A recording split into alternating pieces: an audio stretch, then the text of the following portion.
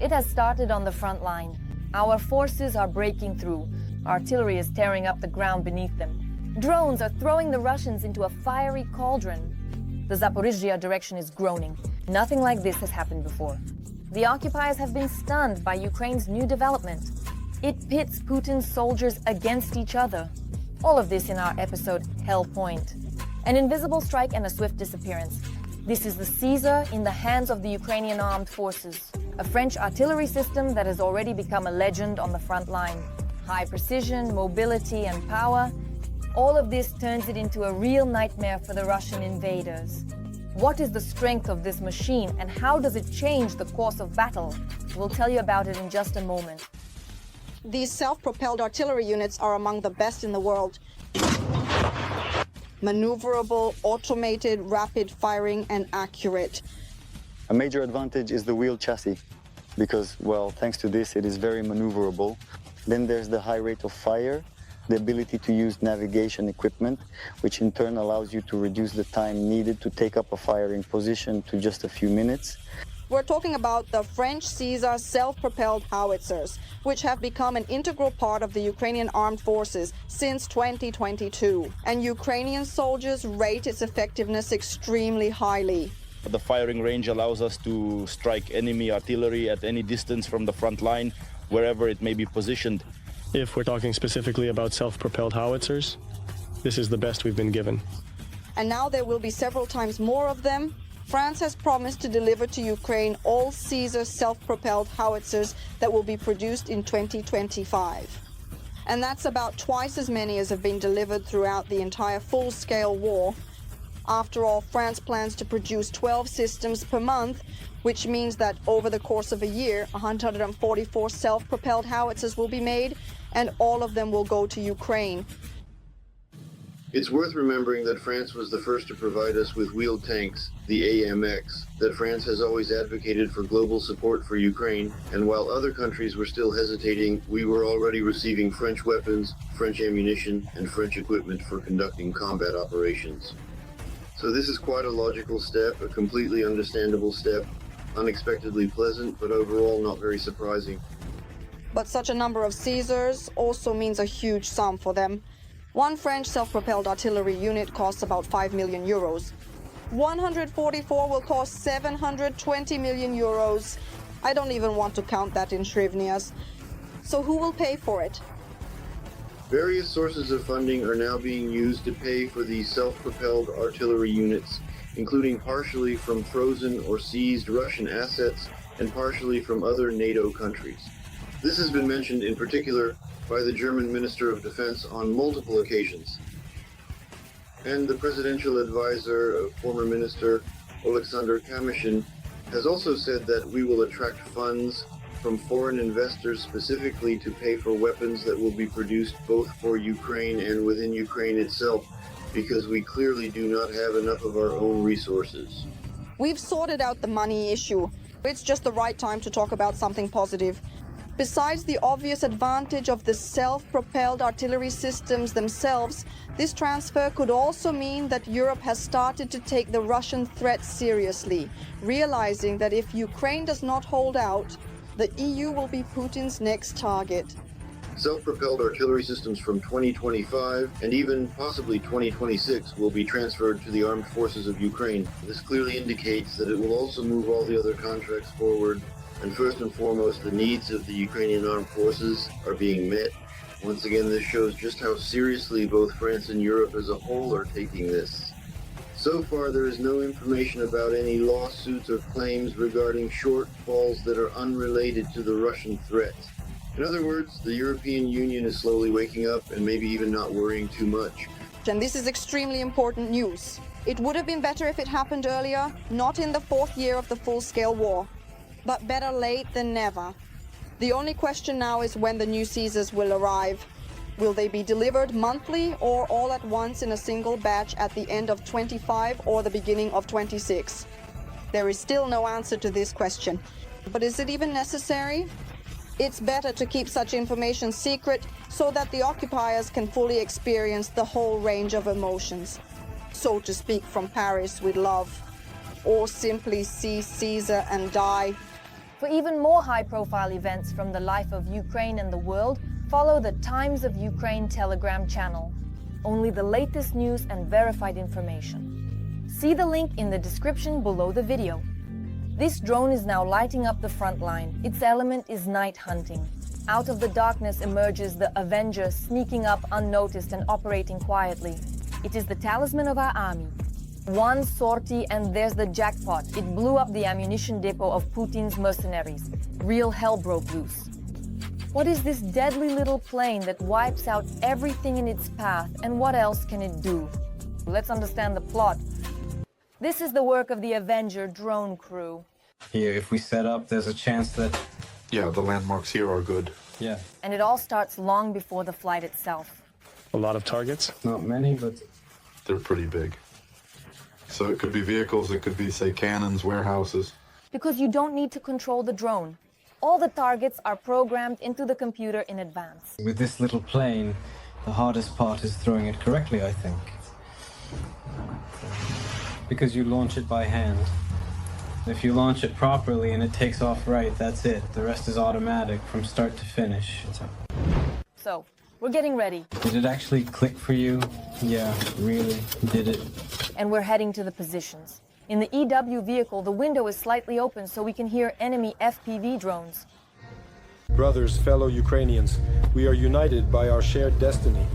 Fate leads us from our homeland and carries us out into the world, guiding. By this time, it's getting dark. The Avenger operates specifically at night.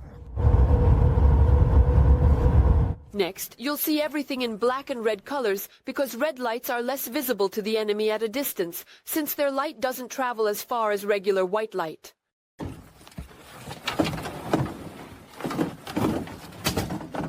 There's very little time. The fighters set up their position, connect Starlink and the antennas. The main thing is to get the weapons out, set up communications. Only an FPV drone can stop the operation. Whoa, to the shelter, to the shelter, to the shelter. We come here every night, and since our front line is very dynamic, we often change positions. Since we work with drones, we launch a drone and then we have about 50 minutes to rest, eat or read a book. That's it. Sometimes you even get to do that. Yeah. While we have time, we talk about everyday things.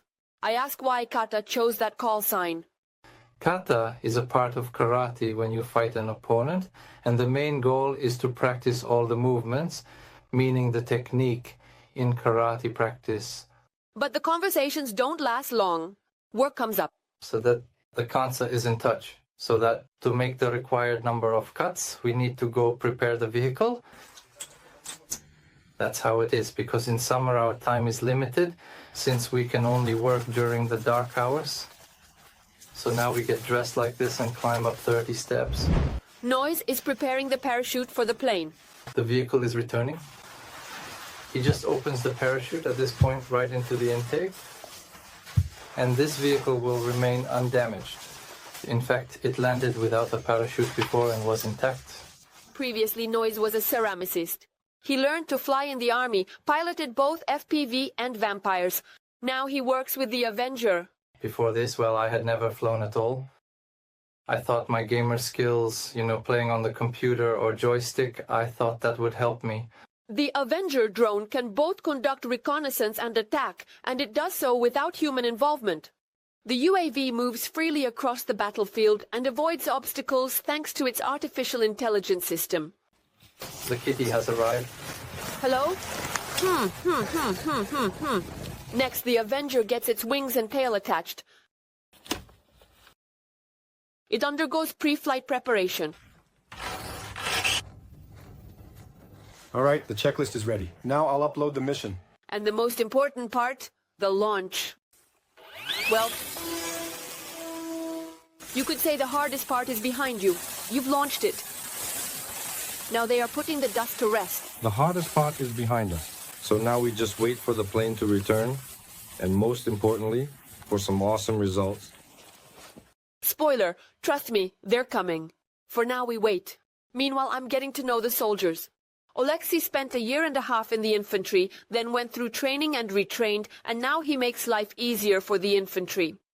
From the sky, Here I really feel that we are also genuinely helping our infantry a lot in a very meaningful way, and actively supporting our armed forces overall, because the effectiveness of our strike units is actually quite high. Time flies, and now it's time to go pick up the plane. On site, it arrived. Now everything starts over again. The drone is being disassembled, and once again we head down to the basement via FPV. Where's the FPV operator, right? Yeah, could be. Yeah, we carefully checked to see if the bird completed its mission. What did we target? An ammunition depot. If it was an ammo depot, it would be great if the next detonation happened. That would be a real jackpot. Then we can consider the depot destroyed. Yeah, oh, detonation, there it is, guys. You have to see this. Boom. Oh, congratulations. Congrats to everyone. Awesome. Cool. We can do several of these sorties while the night lasts. Well, but as soon as dawn breaks, the work stops, and at first light we quickly pack up and leave the position. The street is quiet. You can hear birds chirping and see columns of smoke from the cab strikes. From Donetsk region, Tetiana Demuk, Mikhailo Holovnenko, and Oleksiy Ksenjuk. We are Ukraine. Marathon. United News. A mysterious Cedar bursts right onto the front line. In Donetsk region, things heat up immediately after it appears. The Russians don't have time to react before deadly strikes rain down one after another. The fierce battle for Ukrainian land is in full swing. This flamethrower system hits every position mercilessly, showing no pity for the enemy. Epic footage of the enemy being destroyed, broadcast live. Take a look for yourself. When they go to work, the occupiers burn right at their posts. The complete package. Fire. In the literal sense of the word. Do you like watching it burn? Yes, of course. Who doesn't? The flamethrower crew has up to 7 minutes to do their job. They arrive, take off the tarp, do their job, put the tarp back on, and once again, it's just an ordinary pickup driving away. That's it. So the stealth is really good. They can fire from any location. Does the enemy hunt you? Well, of course. Very much so. As soon as they spot the system, even if it's just some drone or something, they immediately start firing to destroy it. Because it's very effective. They understand that. Their speed and maneuverability mostly depend on Papus, the driver of this crew. I have to get them to the work site so we can carry out the firing mission.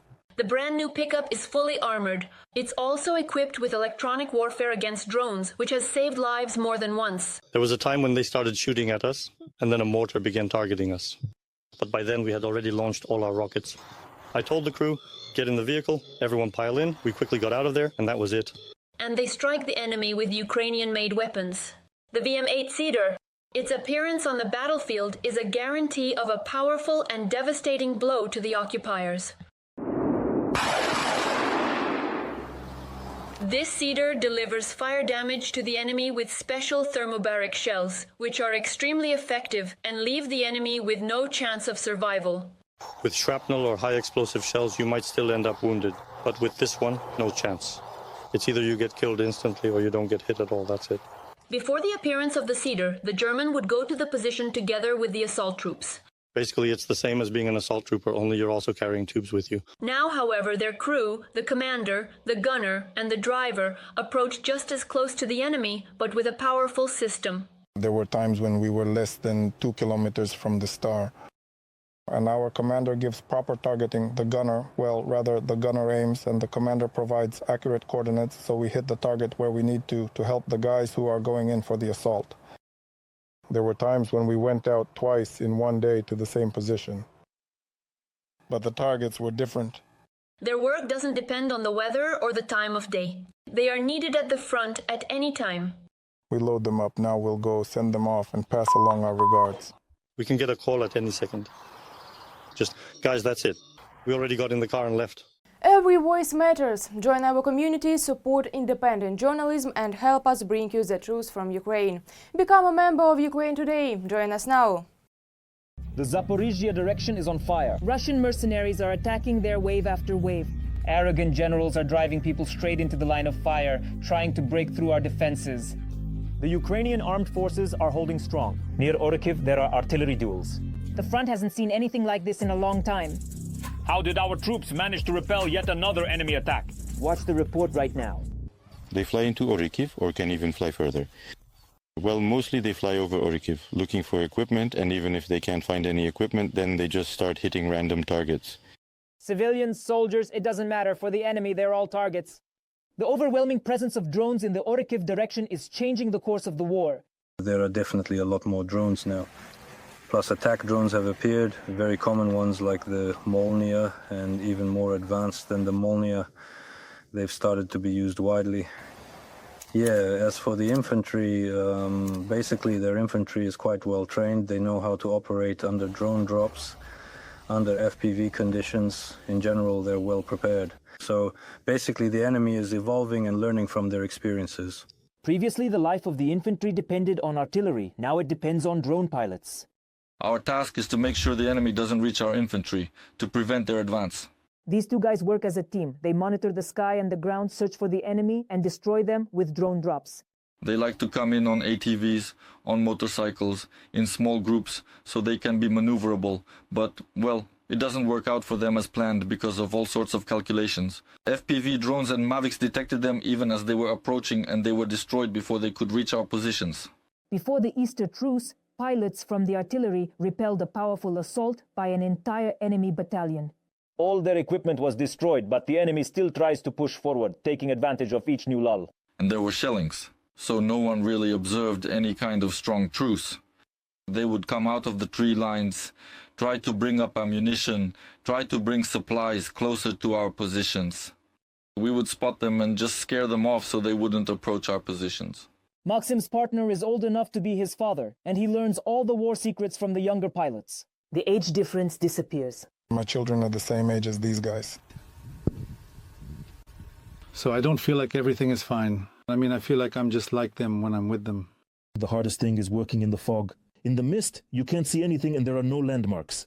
It's in this kind of weather that the enemy launches assaults. Due to constant stress and staring at monitors, almost all pilots already have eye problems. But there is no one to replace them. There are not enough people. Of course, there simply aren't enough people available at the moment, and well, in terms of technology, you can also clearly feel quite a certain shortage of drones at the present time, as even the same Mavics are at this point currently in a very great shortage, which is becoming more and more noticeable. The enemy hunts these fighters both day and night, so their positions are carefully camouflaged. Our pilots spend 24/7 underground. For most people, of course, sunlight is ordinary, but for our guys here, it's a luxury, because stepping outside unnecessarily means putting themselves in danger, as enemy pilots and enemy artillery are constantly searching for the pilots' locations. That's why no one goes to the surface unless absolutely necessary. All the fields around are pockmarked with craters from enemy artillery strikes. To make matters worse, the enemy has started dropping chemical munitions as well. Drops. They drop munitions, throw grenades, and FPV drones are flying around. Recently, they dropped gas on a neighboring position. Every day, mortar and artillery fire rains down. And if you stay here a little longer, you'll also hear the grads. 3 ranging shots, then half a cassette. If you see all those little dots near the tree lines, that's all near the tree lines, that's near us, near the infantry. They shell everywhere. But we're ready for this. We're used to it. We do our job. We are motivated. We are defending our land. After unsuccessful offensives, the enemy started changing clothes at work and pretending to be civilians. Our pilots immediately saw through the enemy's disguise. We also observed a situation where the enemy would dress as civilians, pretending to live there, but you'd see a civilian sitting, and right behind his house there would be a mortar. And before that, that mortar had been firing at our infantry. We detected it and destroyed it. So they tried to disguise themselves as civilians, but in reality they're actually soldiers. You can tell they're young. You can see they're strong guys. A 28-year-old pilot who used to work at a cement factory is now protecting our infantry from the sky in the Orkiv direction. The aircraft has returned from reconnaissance. Now it's the bomber's turn to work. An enemy infantryman was spotted somewhere in the tree line. It's very difficult to hit equipment with a grenade. So we're preparing an anti-personnel grenade for the infantry. Without sleep or sunlight, under constant artillery shelling and airstrikes, these crews protect the lives of our infantry, even at the cost of their own. Ruslan Yaremlyuk, Mikhailo Putyata, TSN 1+1, Marathon United News from the Orkiv direction. Now that's a technological breakthrough. New objects have been spotted at the front, airborne aerostats. It's causing quite a sensation. Russian drone operators are already complaining. They say they didn't expect anything like this. Meanwhile, our side can see everything. How does this technology work? Why is it so effective? You'll hear all the details right now. The guys are carefully spreading a large protective blanket on the ground. Yes, to protect it so it doesn't get punctured. Then they take something out of the case that looks like a giant rubber mattress and start inflating it. This is a preparatory process. It's usually done in a safe place, like at the base, or they get everything ready and inflate it before heading out. In fact, it's an Aerostat, a balloon filled with helium to provide communications from above. In this case, it's a 12 cubic Aerostat, that is 12 cubic meters of helium. Roughly speaking, you usually need to completely fill it with two 40-liter cylinders of gas. They use it to lift various communication repeaters, FPV repeaters, cameras, basically any equipment that needs an extended radio horizon or a clear, unobstructed view from above. You can assemble such a device very easily and quickly, Igor shares. In frontline conditions, the soldiers bring it to their positions already assembled. Before the mission, the guys place the already inflated Aerostat in a trailer and can deploy it in about 5 minutes. The Aerostat is ready for launch.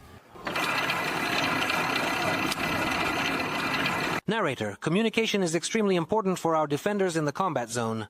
Without it, it is impossible to carry out operations. Thanks to such an Aerostat, strike, reconnaissance and ground drones are able to operate at much greater distances, as well as detect enemy command posts in locations that cannot be reached on foot. Konstantin Melnik.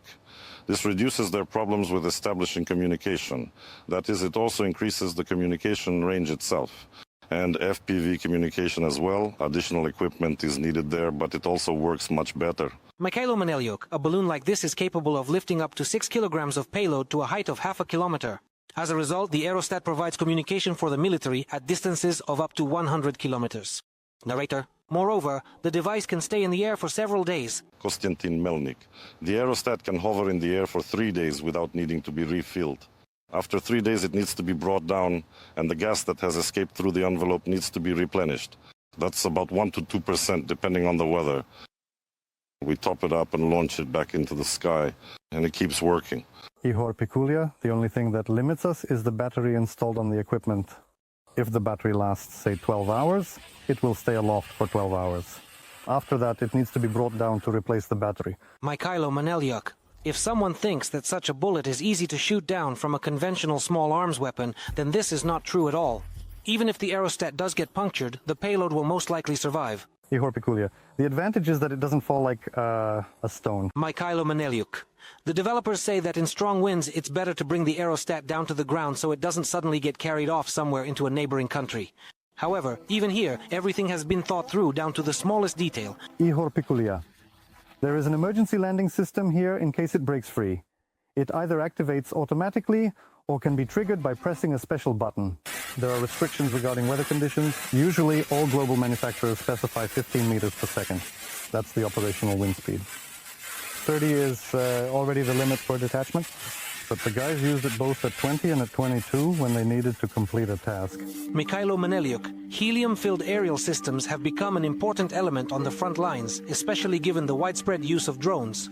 Ihor says their company has deployed dozens of Aerostats in the combat zone. They are equipped with antennas, radio repeaters, and more. Engineers are planning to mount interceptor drones on the Aerostats. This will make it possible to detect and intercept enemy Shaheds at their flight altitude, which will reduce response time. Ihor Pikulia. It's still too early to talk about these projects because they are still in the development stage. It is possible to install special equipment that will track them. Mikhailo Manelyuk. Quite often, enemy kamikaze drones approach their targets unnoticed. Radars simply do not see them. Aerostats could become the eyes of air defense forces. Aviation expert Konstantin Krivolap is convinced. Konstantin Krivolap, in order to detect everything that is flying towards us over our territory, to identify it, process it, and assign targets and tasks, it is necessary to have radars at high altitudes, not at 20,000 kilometers, but at least at 400 or 500 meters. Previously, a radar station was a huge contraption, spinning and rotating around. Well, you probably couldn't attach something like that to an Aerostat. But modern systems, active phased array antennas based on hafnium nitride, yes.